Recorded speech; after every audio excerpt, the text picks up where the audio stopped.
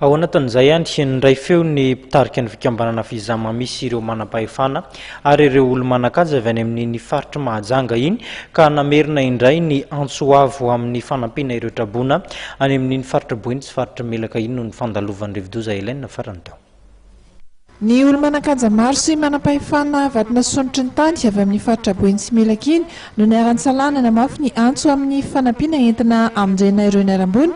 tamin'ny fandalovan'ny Rivodoza Hélène tany amin'ireo faritra ireo Androany tolakandro ateny 67 hektara. Nandritra ny fanazavana noentin'ireo mpitarika dia isy ary ny fandraisana ireo fanampiana eny amin'ny foiben'ny fikambanana fizamami eny an-toerana ihany io ary amin'ny farany herinandro zao no zaraina any Boiny sy Melaka ireo fanampiana ireo. Ka ao amin'ny faritra Boiny sy Melaka moa no tena tratran'izany cyclone na Hélène farany teo izany ary fandaminana moa dia eto amin'ny 67 hektara andrefany pharmacie mamy no azotsika naterana izay zay foy izany na vola izany na entana izany na zavatra zay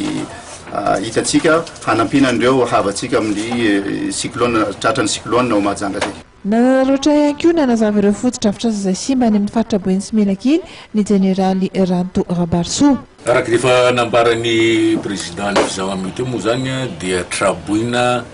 ny havatsika agny Majunga indrindrandrindra sy Soalala ary Mijinjo. Ny Majunga zany le tany aby ambany ivaiva regny ny akaran'ny rano dia traboina verentana sy karazany le havatsika amin'ireo toeranareo. Ny any Soalala tanimbary efa 9 hektara vary efa tokony jonjaina ny azon'ny rano dia maty aby mety hiteraka voina be ho an'ny vahoaka zay zavatra zay amin'ny eo amin'ny resaka sakafo. Itsinjo koa mitovitovy amin'ny zay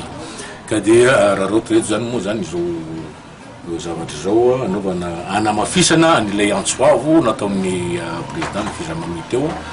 mba ho tonga atsika rehetrarehetra zay mahatsiaro tena fa zanaky ny Mahajanga miray mba hanampy anireo havatsika traboinareo. Isaorana ny fitoram-panjakana tarihiny président Hery Rajaonarimampianina